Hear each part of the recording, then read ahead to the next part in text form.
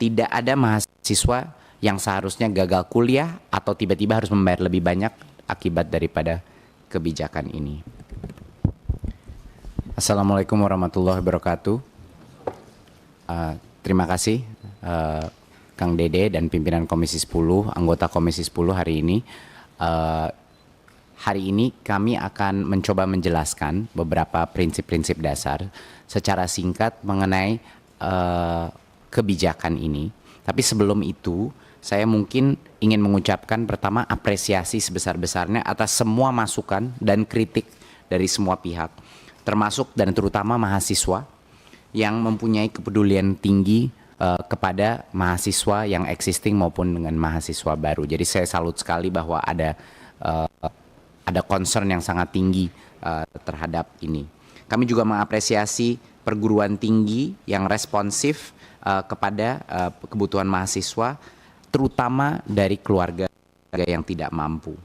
Jadi terima kasih sekali lagi Komisi 10 sudah menampung aspirasi dan memberikan kami kesempatan untuk menjelaskan kira-kira sehingga tidak ada mispersepsi mengenai kebijakan ini dan lainnya. Nah, mungkin yang pertama poin terpenting adalah prinsip dasar UKT. Ini harus semua mahasiswa, semua masyarakat harus mengerti. Prinsip dasar UKT harus selalu mengedepankan azas keadilan dan inklusivitas. Dan karena itu UKT itu selalu berjenjang. Apa artinya berjenjang? Artinya bagi mahasiswa yang punya keluarga lebih mampu, mereka membayar lebih banyak, dan mahasiswa yang tidak mampu, dia membayar lebih sedikit. Ini memang azas yang sudah selama ini dilaksanakan untuk UKT di perguruan tinggi kita, karena azas keadilan untuk seluruh rakyat Indonesia itu harus dijunjung tinggi, harus dibela. Dan hanya mahasiswa yang mampu membayar yang ditempatkan di kelompok UKT menengah dan tinggi sesuai dengan kemampuannya. Nah, jadi peraturan Kemdikbud ini menegaskan bahwa peraturan UKT baru ini hanya berlaku kepada mahasiswa baru, tidak berlaku untuk mahasiswa yang sudah belajar di perguruan tinggi. Jadi masih ada mispersepsi di berbagai kalangan di sosial media dan lain-lain bahwa ini akan tiba-tiba merubah rate UKT pada mahasiswa yang sudah melaksanakan pendidikannya di perguruan tinggi. Ini tidak benar sama sekali. Ini hanya akan berlaku untuk mahasiswa baru dan sebenarnya tidak akan berdampak besar sama sekali kepada mahasiswa dengan tingkat ekonomi yang belum mapan atau belum memadai. Tangga-tangga daripada UKT ini semuanya itu ada tangganya, dan tangga-tangga terendah yaitu level 1 dan 2 dari tangga tersebut itu tidak akan berubah.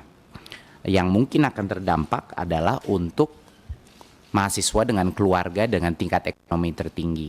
Memang itu adalah yang pasti saya. Dan lagi tidak ada mahasiswa yang seharusnya gagal kuliah atau tiba-tiba harus membayar lebih banyak akibat daripada kebijakan ini. Nah, sekarang kami mengetahui bahwa memang ada keprihatinan dari masyarakat dan mahasiswa mengenai apa yang terjadi. Sekarang kita sudah menjelaskan bahwa ini hanya tidak akan berdampak untuk mahasiswa yang sekarang sedang menjalankan perguruan tinggi. Tapi apa ke depannya? Beberapa hal yang kami akan komit dari Kemendikbudristek untuk mengurangi kecemasan di masyarakat. Yang pertama, menurut saya salah satu hal yang harus kita lakukan adalah memastikan bahwa universitas-universitas, terutama perguruan tinggi negeri, untuk memastikan Kemendikbud punya peran yang sangat kuat untuk memastikan kalaupun ada kenaikan harga, bahkan untuk tingkat atau tingkat ekonomi yang lebih tinggi, bahwa peningkatan itu rasional dan masuk akal.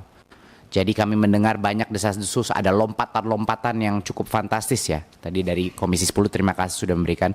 Dan saya berkomit beserta untuk memastikan, karena tentunya harus ada rekomendasi dari kami, untuk memastikan bahwa lompatan-lompatan yang tidak masuk atau tidak rasional, itu akan kami berhentikan.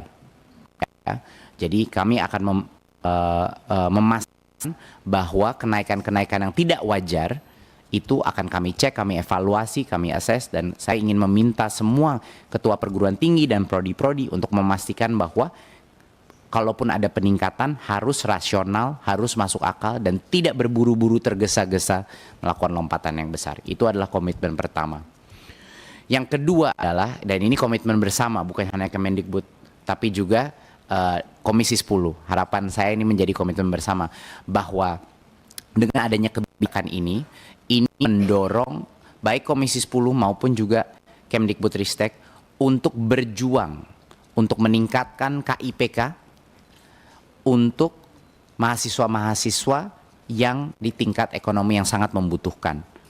Jadi sebenarnya kami selama ini tentunya KIPK itu sudah meningkat ya dari tahun ke tahun, dan banyak kebijakan kita yang malah memperbesar unit cost pada KIPK sehingga bisa masuk prodi-prodi yang mungkin lebih mahal tapi yang dengan akreditasi yang tinggi.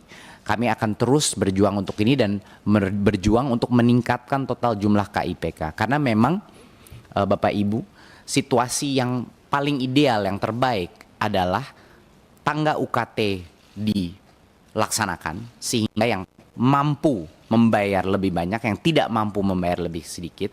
Dan untuk melaksanakan efektif, kita harus memastikan di bagian tangga paling rendah, yang paling tidak mampu, itu diberikan kesempatan melalui KIK.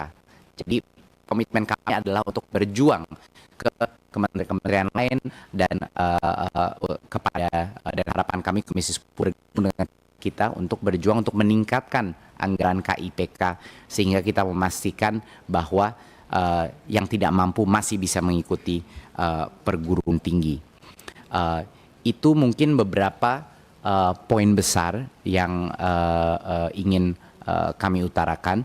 Tentunya setelah ini Ibu Sekjen akan menjelaskan sedikit mengenai postur anggaran kita, di mana masih juga banyak sekali mispersepsi di masyarakat mengenai berapa sih anggaran yang dikontrol oleh Kemendikbudristek.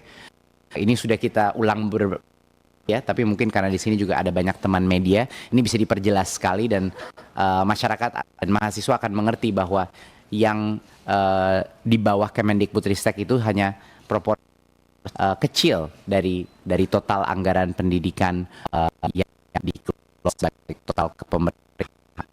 Lalu setelah akan menjelaskan sedikit detail mengenai bagaimana kebijakan ini akan diimplementasi. Tapi sekali lagi saya ingin mengapresiasi semua masukan. Saya tahu banyak kecemasan yang mungkin berdasarkan informasi yang mungkin tidak semuanya informasinya benar, tapi juga banyak kecemasan juga mengenai bagaimana keadilan dan afirmasi di sistem perguruan tinggi kita. Dan menurut saya itu adalah kritik dan masukan yang sangat valid, dan saya senang sekali bahwa banyak mahasiswa mengambil tindakan untuk menyuarakan pendapat ini sehingga mendorong kita untuk lebih berjuang lagi untuk mahasiswa di Indonesia. Terima kasih sekali lagi. Untuk selanjutnya saya persilahkan ke Bu Sekjen. Terima kasih.